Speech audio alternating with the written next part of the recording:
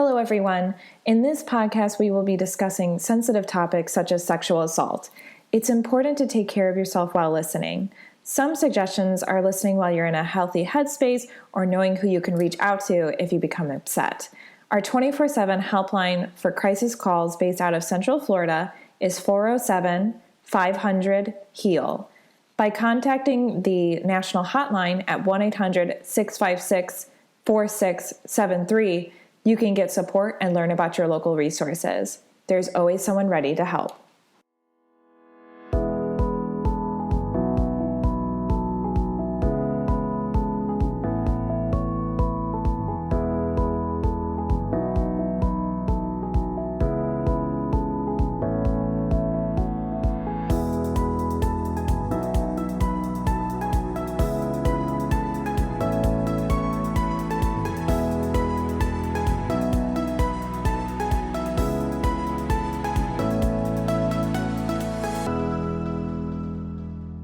Welcome to the Victim Service Center podcast. Here we sit down with professionals that serve survivors and victims of trauma or those who've experienced violence and have conversations about social issues. This episode is part of a podcast mini-series for Black History Month, where we will be uplifting and highlighting conversations regarding Black communities. Today, we are talking about racial trauma and Black survivors. My name is Emilie Mitchell. My pronouns are she, her, and I am the education coordinator at the Victim Service Center of Central Florida. With me today, I have Tamara Nelson. Tamara uses she, her pronouns, received her bachelor's degree in psychology and master's degree in mental health counseling from the University of Central Florida, where she is currently a staff therapist with UCF's Counseling and Psychological Services and is one of our contract therapists at the VSC. She is a licensed mental health counselor with the state of Florida, a certified clinical trauma professional, trained in eye movement desensitization and reprocessing, or EMDR therapy, and a registered yoga teacher with the Yoga Alliance. Tamara is passionate about the mental health profession and raising mental health awareness in marginalized communities. So Tamara, thank you so much for being here today. Thank you. And I also have returning Michelle Ilugbusi. Michelle uses she, her pronouns and is a registered mental health counselor intern in the state of Florida. She earned her master's in clinical mental health counseling from Rollins College in Winter Park, Florida, and is currently a therapist in Central Florida, working with clients covering concerns such as grief, anxiety, depression, trauma, and more. Michelle holds a passion for working with people of color as they navigate their various intersecting identities, as well as engaging in advocacy and anti-racist work. So Michelle, thank you so much for coming back onto the podcast. Thank you for having me. I am so excited to have this conversation. As people know, February is Black History Month, or African American History Month, which is a time to uplift and bring awareness to the history of these communities. Recently, the VSC was awarded a 2020 Table Talk grant by the Central Florida Foundation to launch a mini podcast series to come out during Black History Month to highlight and uplift conversations about issues affecting Black communities and Black survivors of trauma. Today, we will be talking about the difference between racial trauma and transgenerational trauma, how recent events may affect those that identify with Black communities and specifically Black survivors of trauma, the importance of intersectionality, and how we can help support Black survivors. So with that, as always, I like to start out my episodes with definitions to build a framework for the rest of the conversation. That being said, could you define what race is and how is it different from other terms like ethnicity? So, race essentially is a social construct. It's basically a system that was developed to categorize people who appear to share common features. So it has been based off of physical characteristics, things like skin color, facial features, and there is no genetic basis for race, which a lot of people who haven't really researched the topic may find shocking because of how much race is embedded in our system, in our way of life. But there really is, there's no genetic code. There's nothing that categorizes one race of people from another on a genetic basis. And it was essentially developed for racist practices. It was a way to create a hierarchy of people, of who is on top, who is on the bottom, who has access to certain privileges and who doesn't. And so even though I'm saying that there is no genetic basis, it essentially doesn't exist in reality, we have to pay attention to it because of racism. And then I guess how I see in comparison to like ethnicity is more so on like cultural identification or place of origin, so where you're from. So for example, I identify as Black in terms of race, and I identify as Caribbean American, which is more so my like ethnicity. I completely agree with all of that, and thinking about the difference between race and ethnicity, which trips a lot of people up because they've been used interchangeably for so long. But even just to piggyback off of what you said, as far as like your identity, like I identify as a Black American, but my ethnicity is Nigerian American. Thank you so much for breaking these down. I really want to highlight that it is a social construct. I think that's a really important piece to this when we move forward in this conversation. It kind of reminds me of how gender is also a social construct. Yeah.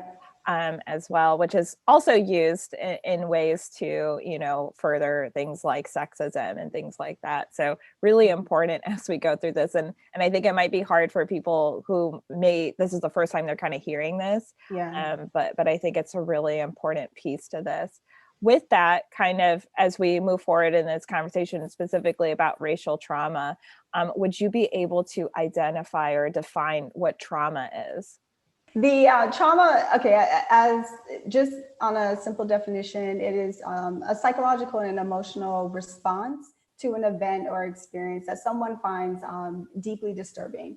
And what someone considers as traumatic is very personal to the individual. So I could go through a certain experience and it not be a big deal for me, but for somebody else, it could be extremely traumatic. And it could be vicarious or it could be directly experienced. So you could witness something happening and be traumatized by that. Or, you know, it could be something you experience yourself. And I also like to talk about trauma in terms of, you may have heard people say like big T trauma and little T trauma. And so big T traumas are events that we tend to associate with like a threat to a person's safety or their life, things that when we think of like the DSM-5 and we look at PTSD, those are the events that the DSM recognizes as traumatic. So that could be a sexual assault, a mass shooting, things of that nature. Little T traumas are the traumatic events that you tend to hear less about. And those are those everyday experiences, things like experiencing microaggressions in the workplace or going through the challenges of poverty and things of that nature, just everyday stressors that maybe individually wouldn't lead to PTSD, but compounded on top of each other and over time and consistently can be just as traumatizing and damaging as a life-threatening event, if that makes sense. Absolutely. And I'd like to lean in on the term microaggression. So would you be able to kind of identify what that is for those who may not know? Yeah, so microaggression are and people tend to define it as like small events. So like little slights and snubs or comments that people make that kind of attack at a person's identity, their racial identity. So for example, someone saying, "Oh, you're pretty for a dark-skinned girl." It on the surface appears to be a compliment, but it's really an insult because, well, what are you saying? That dark-skinned women can't be pretty? So it's like little comments like that appear harmless, but they're very damaging. Absolutely. I really appreciate you breaking down the big T and little t. That's such an important piece to this as well. And actually we, on this podcast previously, we did have a episode about transgenerational trauma, which you were on for, Michelle, which was amazing. For those who weren't able to listen, I wanted to ask, What is transgenerational trauma and how is it different from racial trauma? And could you provide examples of each if possible? Mhm. Yeah. So transgenerational trauma is like, and sometimes it's called intergenerational trauma, is literally trauma being passed down through generations. You look at maybe survivors of the Holocaust, you look at people who were enslaved Africans, they experienced a trauma that was then passed down through their lineage, through their generations to, children, grandchildren, and they still feel those very visceral effects of those events. There's kind of two different schools of thought as far as like what is actually happening.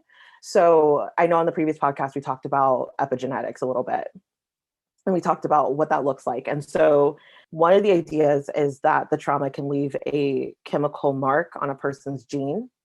And then that chemical mark, it doesn't directly damage the gene, there's no mutation, but it can alter the way it's expressed. And so when that happens, then you have that gene being passed down to children and then grandchildren and things like that. And there was actually, I think, too, on that podcast, we talked about the study that was done with mice. And we talked about the cherry blossom. And we talked about the fact that, just to run through it really quickly, they took a bunch of male mice and they exposed them to the scent of cherry blossom. But as they exposed them and they like pushed that scent through their cages, they also shocked their feet. So then they conditioned them to associate the smell of cherry blossom with pain. So then they took these male mice, they had them have children with female mice. And what they found is that the children, the offspring of these mice, when they were exposed to the scent, they were nervous, they were jumpy, they were acting in a way as though they had experienced that pain, even though they hadn't. And then just to make sure they weren't being conditioned by the parent to act that way, they then put them in cages with unrelated mice who had never experienced that, and they still had the same effects. They were still acting jumpy and nervous around the scent of cherry blossom. And then when those mice, those children, had offspring, they too were showing signs of being jumpy and nervous, even though they had never experienced, the pain, the shock, the things like that. So that's one of the indicators that they're looking at, because it's a fairly new thing that they're studying, epigenetics. But then the kind of challenge to that they're saying is how much of it is genetic and how much of it is just social inheritance. That if you have a parent who's experienced something like childhood sexual abuse, how much of that is the way that they parent their children is to protect them, even though that child, and then that child grows up having never experienced that abuse, but now they are hypervigilant. Now they are acting nervous around strangers. They are doing all these things. And then when they get into adulthood and possibly have their own children, they're raising their children in the same way. So how much of it is genetic? How much of it is social inheritance? It's probably a combination of both. But that's about just like the transgenerational trauma piece. And the way it's different from racial trauma is the fact that the concept of racial trauma is that it can have being exposed to repeated instances of seeing, footage of Black people, in this instance, seeing Black people being brutalized on the news, reading experiences constantly, that can lead to detrimental effects, not just in your mental health, but your physical health. And we also know with trauma that it can lead to elevated stress levels. And over time, and elevated stress levels mean that it can lead to high blood pressure, it can lead to heart disease, it can lead to these things that in long term can kill you. So racial trauma is different in the sense of like these everyday experiences that you have, whether it's microaggressions, unconscious bias, discrimination, racism, that over time are leading to you having these effects of like we were talking before, like hypervigilance, things like that. And it can lead to depression, anxiety, and things like that as well. Thank you so much for breaking that down. So it sounds like the difference might be where transgenerational trauma is kind of explaining how things can be passed down, Mm-hmm. but racial trauma is kind of trauma that is witnessed or that is because of things like racism and how that's happening, affecting a person in the present day. Is that a correct way? Mm-hmm. Okay. Yeah. Got it. So with that, Michelle, I know that you do some trainings on things like anti-racism, which is amazing. Are there any common myths? And we are first, discuss the myth that race isn't a social construct, which it is. But I wanted to know if you had any other myths that you address in your trainings that you would like to break down here? So for example, is there a misheld belief that racial trauma doesn't exist, for example? I would say there is. I think that people believe, like, you hear people say, like, oh yeah, racism exists, it's still around. But I don't think people really understand the fact that it can have detrimental effects. And I think the only way to kind of solve it is showing the studies, showing the research, showing the anecdotal evidence. And when you see the anecdotal evidence and the research, it's not just like, maybe a sect of people on one side of the country. It's not a sect of people in one environment. It's across the board, no matter where they're located. Um, and I think, like, I found this study that was done in 2006 where they looked at the fact that there was a link between racial discrimination and higher levels of, it's allostatic levels, but it's just wear and tear on the body. It's, when you experience a high amount of trauma consistently, there is a wear and tear on the body. And they found that that was significantly higher for Black women because they're sitting in, they call it double jeopardy of that intersection of, they are not just Black, but they are also women. So they're having like double the wear and tear that maybe a white woman would experience. So that's one thing that I've found and talking with people over the years and also doing the trainings. The second thing I've noticed is the color blindness, and that, oh, we need to be colorblind. Like, if we're colorblind, then we can eradicate racism because we're not going to see color. And I tell people, like, no, I want you to see my color. Like, it's important to my identity, because my history and my heritage is beautiful and rich and all of these things. But I think that, for example, if you work in a workplace where you think that everybody, you're colorblind, you work in a company where you think everybody is there on their merit and that everybody who's there deserves to be there, they're the best and the brightest.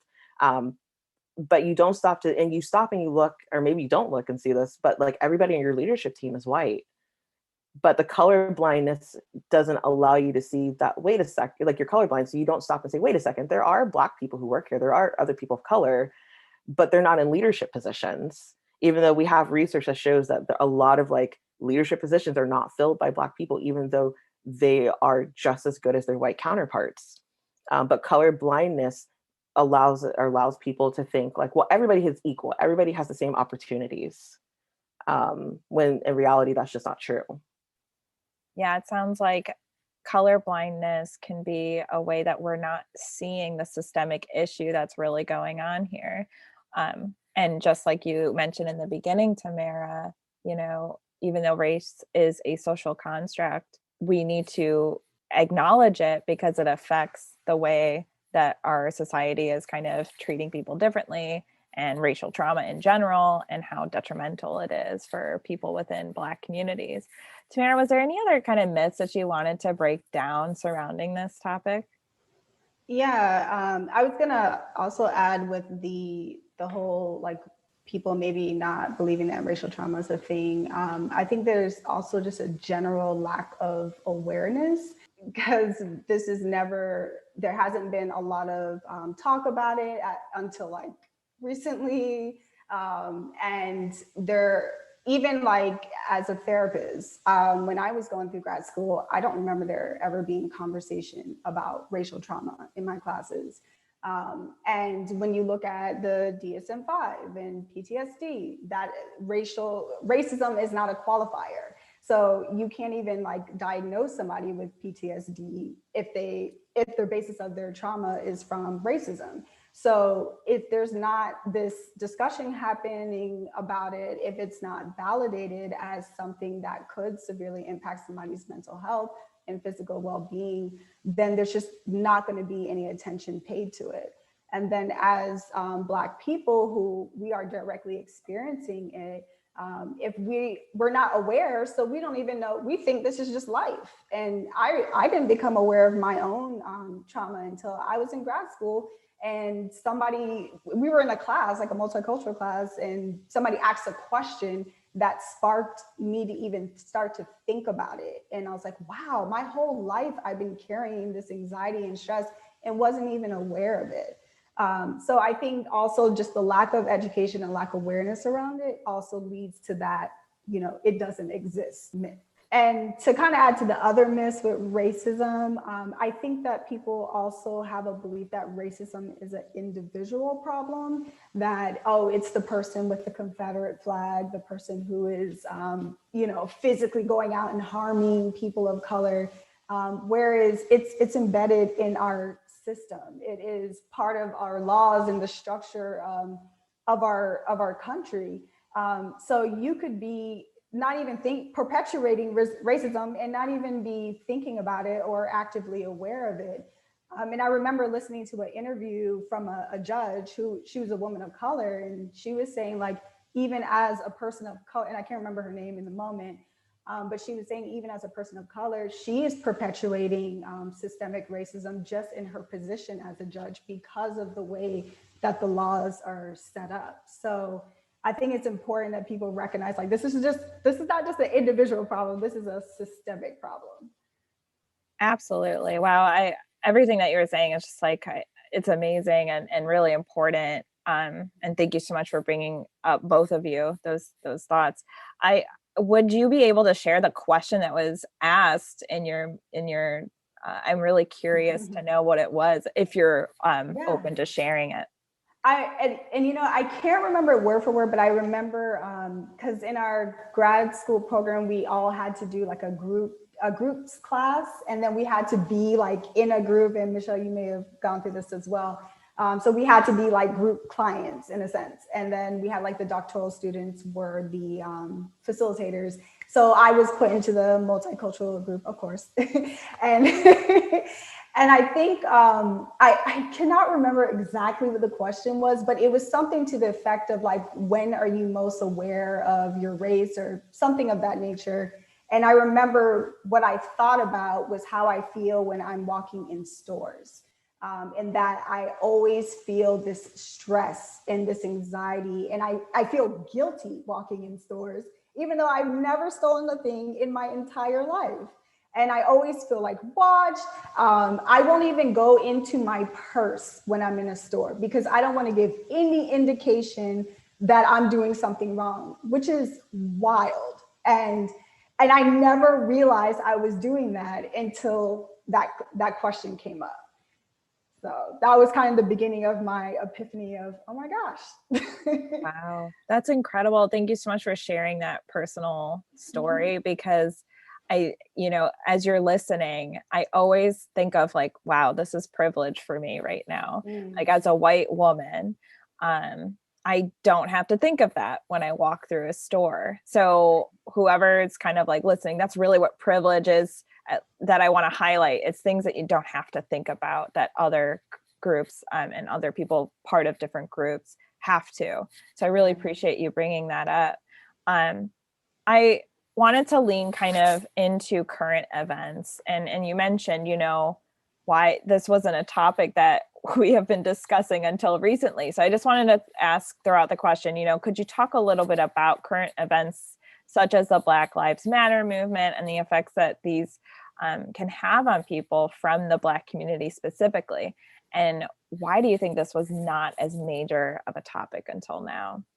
So I kind of want to answer the second question first, because that's something that I was really toiling with when, during this past year, during the pandemic, when everybody suddenly became aware that racism was a problem. And I was asking myself that, like, why now? Like, why is everybody now all of a sudden caring and people support Black Lives Matter, whereas before they were seen as like a terrorist group? And I think there was several factors. I definitely think one, the pandemic, because it really forced everybody to kind of be still. And I think, I heard a lot, even from my clients and just from people around me, that people were just having a lot of realizations about themselves and their lives through this time during the pandemic. So when, with the George Floyd murder that happened, it was like this major event it was just undeniable. Like, there was no explaining or justifying, whereas with all these other killings of Black people, all the unjustified killings, there was always some reason, like, well, they did this, or this was in their record, or whatever. And with George Floyd, it was just like, whoa, it was like, it was traumatic to watch. And it was so vivid. It was on camera. You got everything right there. So there's that. And then you have the pandemic where everybody's still, so people are forced to actually look at this and to hear what people are saying about it, and hearing the comments and everything online about it. And then you had the pandemic that was going on that was disproportionately impacting the Black community at the same time. So there's all this like stress and turmoil that was happening at once. And I think it just hit a rupture, which created a change, with people being more aware. Now, does that solve anything? Not necessarily, but I think it really helped to increase the conversation.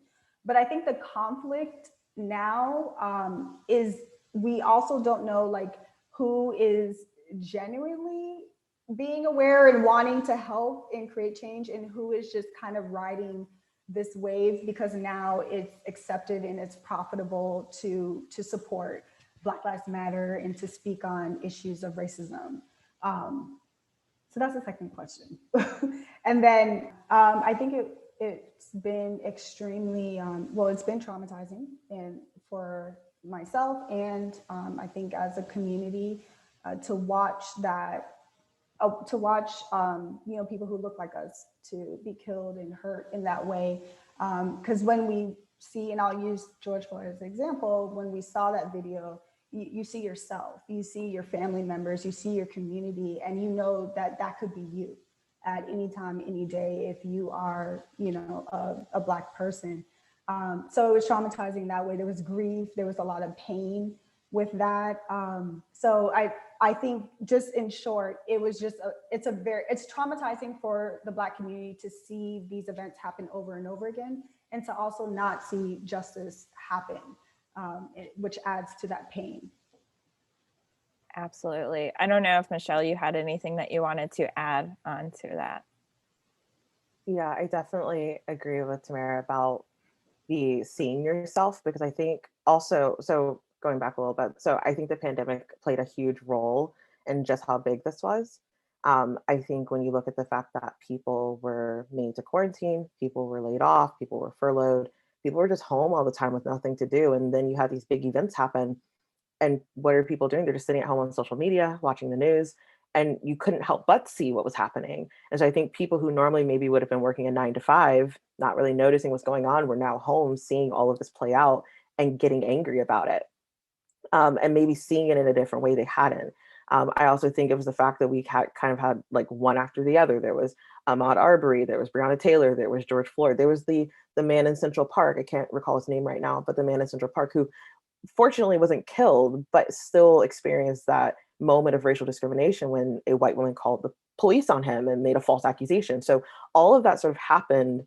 And I know Ahmaud Arbery happened much earlier in the year, but the video came out around the time when all the Breonna Taylor stuff happened. So, and then seeing, you know, what happened with Breonna Taylor and seeing myself, and like, she was in her bed sleeping, like that was horrifying to me.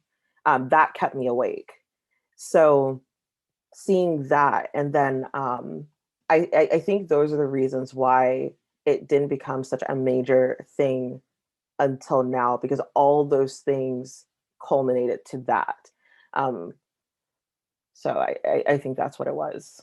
Yeah, I think going off of that too, I think just seeing these videos too, and them being able to be videoed as well, it's so much easier to just take your phone out and video. So I think that I can see why, you know, how horrifying that can be to see those things. With that, do you think that these events and seeing these traumatic experiences could they have a more specific effect on survivors of trauma within Black communities? For example, survivors of sexual assault, or a Black identified woman survivor of sexual assault, if that makes sense. Yeah, I think it definitely does. Anytime, and just kind of speaking on like my experience when I was working full-time with VSC as a therapist, which was over 2 years ago.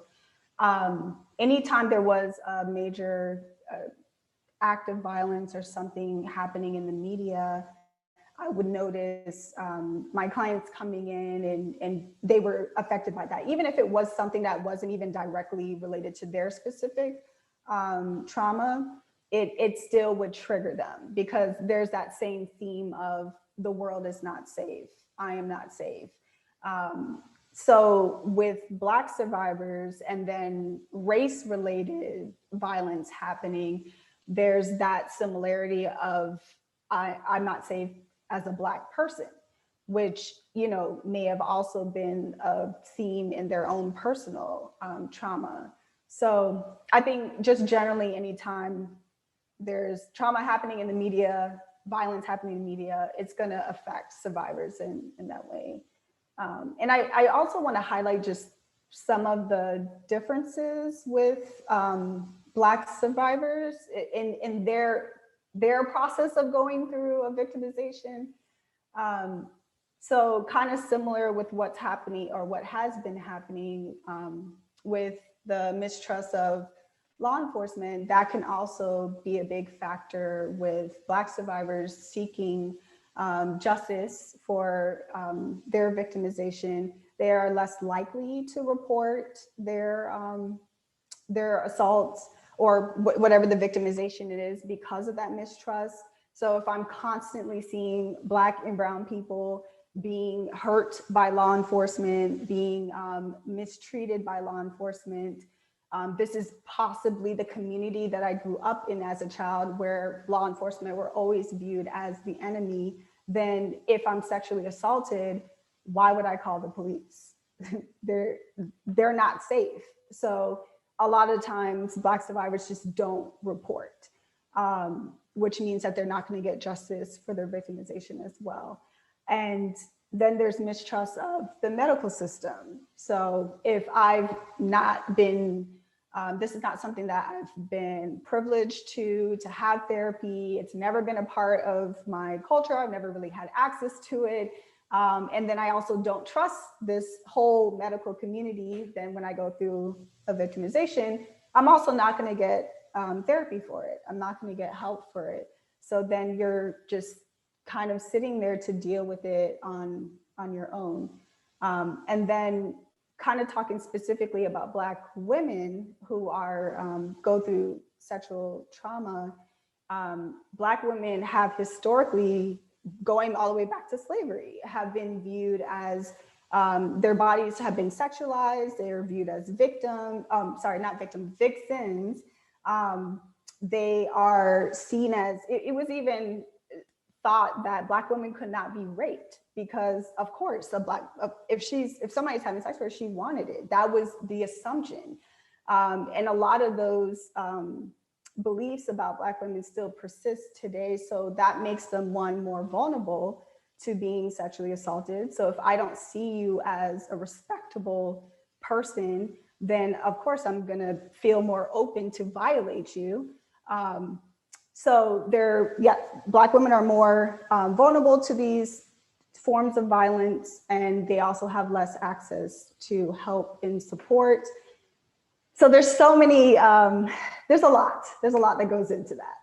Yeah, no, I appreciate you bringing all of that up. It's really important that we talk about this, and I think that it's not talked about enough. And it's kind of bringing me to the next question, which I think I always like to bring up, which is intersectionality. Always really important to bring up. So how does, we talked a little bit about it, but I didn't know if anyone wanted to talk a little bit more about how the term intersectionality comes into play when we think about survivors of sexual assault and racial trauma. If there's anything else that you want to bring up in regards to intersectionality here. With intersectionality, I just think anytime that you're combining marginalized identities, and Michelle kind of talked about this earlier. So again, being Black and being a woman, being Black and being LGBTQ+, being Black and being a non-citizen, any one of those combining or intersecting identities are going to come with additional stress. So that's going to compound your racial trauma, because then you're dealing with the traumas that also come with those other identities. that's going to also make you more vulnerable to violence, to crime, to,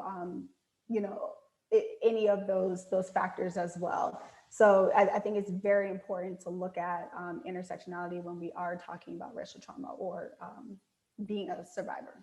Absolutely. Always an important term to bring up.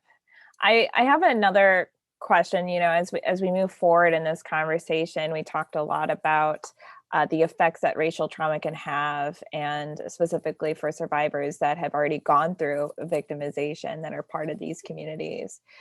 So as a community, how can we heal from things like racial trauma, and what can we do as this is an ongoing issue, right? So if we open it up and we start big, and we say, like, what can we as a community do to bring about healing? I think the biggest component, which I'll talk a little bit more in depth later, but it's just listening. I think that is first and foremost the biggest part of how do we bring healing, is that we listen and we are slow to act. We look to the community that is being affected and we ask them, what do you need from us? Not, here's what we think you need. So I think that is like the first step in healing, is asking the community, what do you need from us? How can we support you? How can we elevate your voices? I think, and then bringing it down a little bit to like the Black community, I think how is there healing that we can find is, I think one of the biggest things is self-care. And so I like to break that up a little bit, because I was just having this conversation with somebody and talking about self-care. And I said to them, self-care has been really like, it's become like a capitalist venture and all these things. And people think it's like pedicures and going on lavish vacations. And I'm like, that can totally be a part of your self-care if you have the means to do that. But not everybody does. And I told them that self-care is literally just listening to what your body needs in the moment. If you are exhausted and you need to sleep, then self-care is going and taking a nap. If you feel tension within your body, self-care is listening to your body and going and taking a warm shower. Like, that is self-care. It's just simply listening to your body. And there's this quote from Audre Lorde where she says that caring for myself is not self-indulgence, it is self-preservation, and that is an act of political warfare.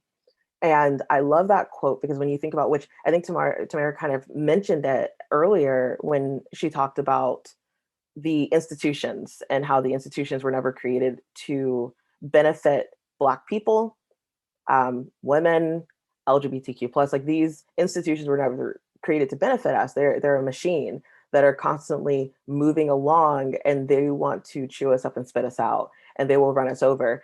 But if you can't take care of yourself, you can't fight against the machine. You have to take care of yourself first. And the act of taking care of yourself and fighting against the machine is political warfare. It is like raging against the machine, as some people might call it, because you're going against the very institution that doesn't want you to survive. It's a system that was never created for you to survive it. So taking care of yourself is an act of defiance against the system that was created to destroy you. I love that. That's absolutely amazing. I always say that self-care is this individualized thing too, as you were talking about listening to your body and what you need specifically. And the idea that that can be a revolutionary aspect is saying, I'm still here and I'm gonna thrive regardless of that. That's very powerful. I love that. And when we talk about things like trauma, these systems of power and control, and the fact that you have the power and you can be empowered through self-care is so important when we talk about things like trauma, right? Tamara, I don't know if there was anything you wanted to add as far as how we can heal as a community. Yeah, at first I wanted to kind of add an experience to what Michelle was saying about like listening. I attended an event at Valencia Community College. It was put on by Valencia's Peace and Justice Institute, which I love the work that they do. They're amazing. But they had this event where a family that, and I can't remember the specific name of the family, but it was kind of like they had everybody separated in groups, and it was a mixed crowd. So, there was white people, black people, people of all different backgrounds. So it was very diverse. And they had questions, like discussing questions on the topic of race. But the family that were in partnership with Valencia were hosting the event because they were the descendants of like their ancestors had were part of hanging black people. Like so they and so basically the powerful part of the event was the son of the family was in my group, and we were sharing experiences of race. And to have someone, a white person, just sit there and listen, it just intentionally listen with like empathy in their eyes, and to hear my experiences was so healing. Yeah, it was just so healing to just have them not combat it, not debate it, and just listen. And to know that this person was a descendant of someone that hurt people in my community, and for them to that person did not, perpetuate those acts, but and he apologized. And so it was just so powerful. And I think to have, I would love to see more of that happen. Those conversations where people diverse backgrounds can come together and truly just listen to each other is amazing.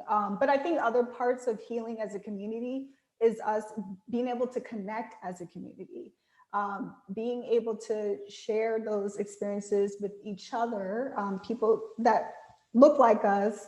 I think that is so powerful to find that.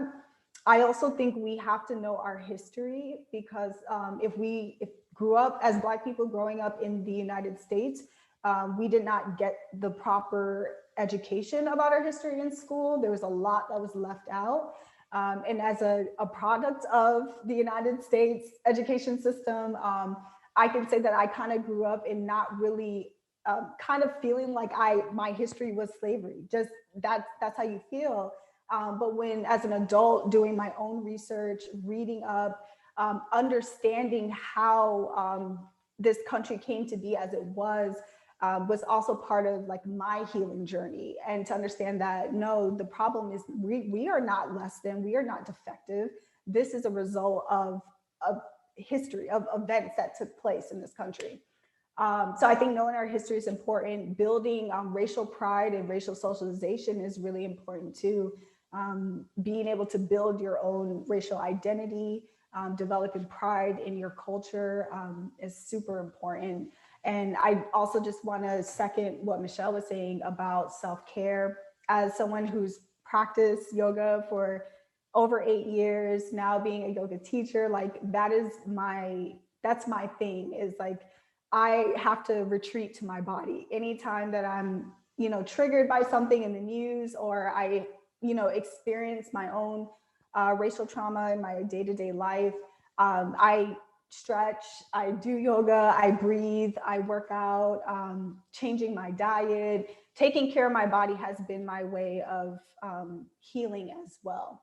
So yes, self-care, get therapy. That's also, when I go to therapy, and I'm dealing with my own racial trauma right now. And I think that's so critical. Culturally competent therapy, I want to add that. So yes, so that's my tidbit on that. I just want to thank you so much, Tamara, for being vulnerable with us and sharing that particular story. It was really moving, and it kind of addresses the next question that I have, which is, how can allies or accomplices, which is a new term that's coming out as well, help as we move forward in this? And are there things that an ally or accomplice should avoid? I know that we talked a lot about listening, but I didn't know if you had any other tips or anything that you wanted to highlight. And of course, Tamara or you, Michelle, can jump in on this too. Yes. So I think that there are like about 4 key points that I've expressed to people when they're asking me, like, how can I be a good accomplice? How can I be a good ally? So the listening one that we talked about is huge. Obviously, it's the most important piece. But I actually ended up last summer, I wrote an article about this. I wrote, like, how can you be a good ally? How can you be a good accomplice? And I wrote about the listen aspect of it. And what I said is, like, I asked a series of questions. I said, okay, ask yourself right now, who are the closest Black people in your life? And then the next question was, if I ask those people about the friendship that you have with them and how close you are, what would they say? And then the next question was, have you created an environment where they feel like they're able to talk to you about what it's like to live in an oppressive white supremacist society? And I felt like those were key indicators of if you have been listening. And just to have like, like an anecdotal story for myself, is like, I had friends who, after time and time of trying to express and explain and over explain and hash through things over and over again, I just stopped showing up because they just weren't listening. I stopped accepting invitations. I stopped trying to explain. And I think that is the thing, when people stop explaining to you, it's in a sense, yes, they've given up, but it's like you haven't created an environment where they feel validated and heard, and they can tell you, this is what my life is like. And honestly, I just didn't feel like they cared. So so I think the listen piece is like paramount. And then after that, I talked about amplifying. And so, are you trying to recreate the wheel, or are you taking what's already existed and amplifying that? Things that people are talking about today are not new concepts at all. These are things that they were talking about in the 60s, the 70s, the 80s, and further back, even during slavery, they were talking about these concepts. So it's being repackaged in a way, I think, in a way that's good. It's being repackaged by Black people in order to be relevant to today. But the way that I think I've seen some white allies who are really trying their hardest to recreate things, I think has been a little bit more problematic. The way that I've seen white voices being elevated, especially last summer, was problematic for me. I know people have their own issues with certain books that were really, really popular during that time. I go back and forth because part of me understands that if that is your first entry into the world of anti-racist work, that is your first entry. It shouldn't be your last. So you start there and you keep going. You start listening to the voices of the people in that community, and then you start amplifying those voices. The next one was like feedback. Like you have to be open to feedback. Especially if this is your first time entering into this arena of anti-racist work, you are going to make mistakes. There's no doubt about that. You're going to step on toes. You're going to say the wrong thing, and you just need to accept that from the beginning, and then be open to correction. And then there's also this concept of intent versus impact. That if you say something or do something, the intent might have been wholesome. It might not have been malicious, but the impact you had caused harm. And you have to accept that you caused harm, and you need to apologize and then move forward. Not to say that intent doesn't matter, because definitely if somebody says something to me that's racially motivated or something, and I know that the intent was malicious, I'm going to respond very differently than I know their intent wasn't meaning to be malicious. Two different responses, but you have to accept that there was an impact that happened. And then the last part that I explain to people is like the commitment, and like commitment to continued learning. So like one of my favorite authors, Austin Channing Brown, she wrote a book called I'm Still Here, Black Dignity in a World Made for Whiteness. And in the book, she talks about how she had a teacher or professor who essentially told her that through the work, if you really start getting into this work and really start having these conversations, he said to her, ain't no friends here. And he said that you will lose people, you will lose friends, you will feel ostracized, you will be put in a corner sometimes because people don't want to hear the reality of white supremacy and living in an oppressive society. And so that is the key, is that especially if you are a white person trying to be an ally or an accomplice, you are going to step on toes, especially in your circle if you have surrounded yourself only with people who look like you. Um, and then just continued learning, because anti-racist work is not a sprint or a destination. It is a marathon with no end. So you have to commit to the fact that you are consistently going to be learning, hearing from new voices, trying to know, like, I mean, in the world of therapy, we have the same thing. There's always new things coming out, and it is our responsibility as therapists to know what is the new modality, what is the new treatment, what is the new thing to do with this, concern that this client's coming in with. And I feel like it's quite the same with this. What is the new language coming out around this? What is the new research about this? So just continued learning as well. All incredible points, Michelle. Thank you so much. And if someone wanted to read your article, where could they have access to it? It is, so I wrote it on Medium, but I could send you the link because I don't know if you can put it like in the description or something. So I'll just send it to you. Perfect. Awesome. Tamara, was there anything else that you wanted to address in regards to how allies or accomplices can help, or if there's things that they should avoid if they want to as we move forward? Yeah, I think Michelle did an excellent job of covering like the most important parts of it. I just wanted to add, I think as an ally, a white person in general, just checking in with your Black friends, your Black co-workers, whoever, you know, is in your circle when you know that major, you know, events are happening or something occurred that's race related. Because I can say from like personal experience, I remember prior to this past summer, whenever these shootings would happen, these police killings would occur, coming to work and no one saying anything, going to church and no one saying a word. So being in like spaces where my community is not the predominant and no one acknowledging it. And that was more harmful or hurtful to me than what was actually happening, because it just sent this message that we don't matter. It doesn't matter. Like you're not even gonna bring it up. So I can say from this past summer, and I think maybe this came along with the awareness that people were getting, but coming to work and having a coworker personally like, hey, Tamara, I saw that thing on the news about George Floyd. I just want to check in with you. Like, how are you feeling right now? And I was shocked because that was the first time that someone that wasn't part of my community had checked in with me to see how I was doing. And that was very helpful. So that's my thing, my advice, like check in with the people around you. Even if you don't even know what to say, you could say that like, hey, I have no idea what you're feeling right now. I don't even know the right words to say. I just want to see how you're doing. And that can mean the world to someone else. I love that tip. And I love that you explained exactly what someone could say too. I think a lot of times we're conditioned to just turn a blind eye for a lot of reasons, you know, the systemic issue of it. People aren't sure what to say. There's so many reasons, but we can do harm by not bringing it up and not looking at it, right? And it's our, you know, that's really privileged that we get to look away. But people part of these communities, they don't get to do that. And so you bringing up exactly how someone could approach it is it's really powerful and so helpful. And I appreciate that. With that, you know, if someone does want to learn more about racial trauma, I think there's so much information out there and it could be pretty overwhelming.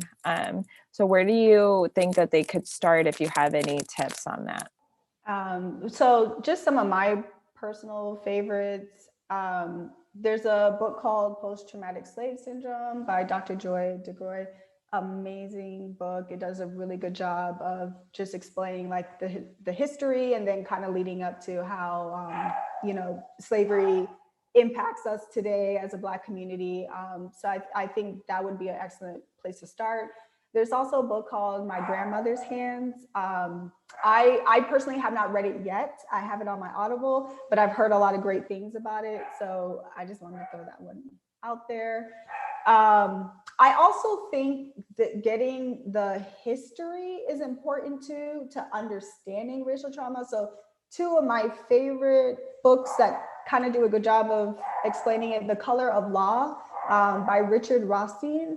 That book is amazingly written. Like he does a really good job of explaining the timeline of basically how racism has impacted this country systemically, how it led to, you know, cutting off access to generational wealth, and talks about like the redlining system. So just great book to get the history. And then also Stamped from the Beginning by Ibram Kendi. And then there's also so there's that book, Stand for the Beginning, and then there's the remix that is written with Jason Reynolds. So the remix is more of an abbreviated version because Stand for the Beginning is a very large book. I recommend both. I think it's good to get the nitty gritty details, But basically the book talks about how anti-Black ideas started. So going beyond slavery, and how did we even get these concepts of Black people being less than. And so it just kind of really gives a good, the history on that. Thank you so much. Those are amazing. I have heard of My Grandmother's Hands as well, but I think that these are great places to start, definitely. I don't know if you had any tips, Michelle, or anywhere that you specifically think that someone should start in addition to that. I definitely think that the book that I mentioned by Austin Channing Brown, Black Dignity, or sorry, I'm Still Here, Black Dignity in a World Made for Whiteness is a good one, especially if you have grown up in white evangelicalism. That is a really key book. Her experience of working in, Christian evangelical spaces, and her experience as a Black woman, and then trying to come to terms with her faith, and then this, very whitewashed Christianity version that we have here in this country. So that's a good one. I also think that Layla Saad has Me and White Supremacy, which is really good. And then I believe and then the other one is, so there's actually a Facebook group associated with this, which is also an excellent group to be a part of if you do Facebook. It's called Be the Bridge. There are some faith undertones to it, but that's not a key discussion point in the Facebook group. It was created by Latasha Morrison, and the group is literally to help white people better understand racism, white supremacy, anti-racism, things like that. When you join the group, there's I think it's a 3-month waiting period where they just call it listening. And for 3 months, you can't post, you can't like, you can't comment. All you have to do is observe for 3 months. And if you do comment or something, one of the admins will come and say, hey, you're still in your observation period, chill out. So it's really great. And during your 3 months observation, they have modules you have to go through in the group. You have to go through these modules. So not only do you go through the 3-month observation period, you have to go through the modules as well. And then after that, then you can start engaging. They really amplify and really honor voices of people of color. They have segments where people will just lament. And if you're just lamenting, that means we're not asking for feedback. We're not asking for solutions. We just need you to listen.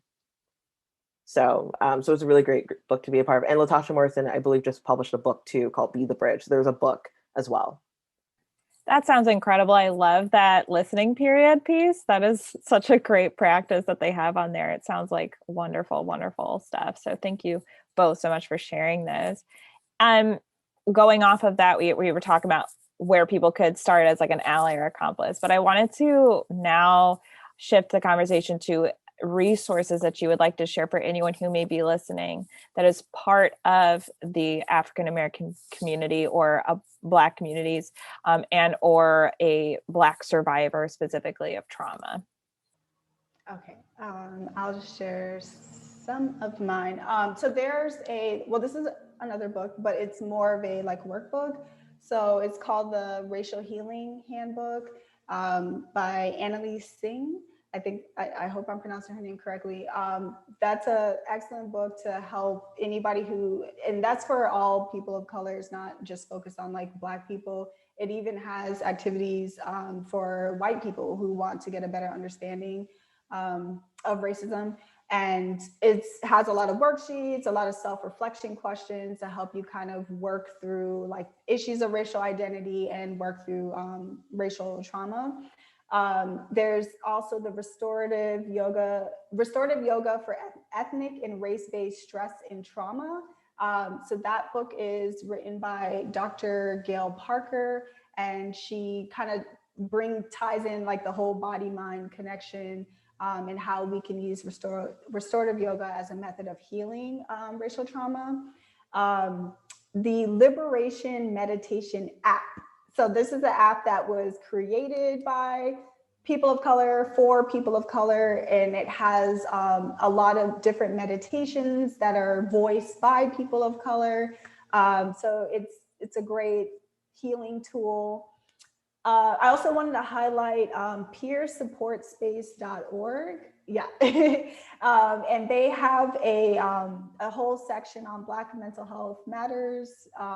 They have a group that is for the Black community, which I think they do once a month, where, you know, you could just come together and kind of talk about whatever.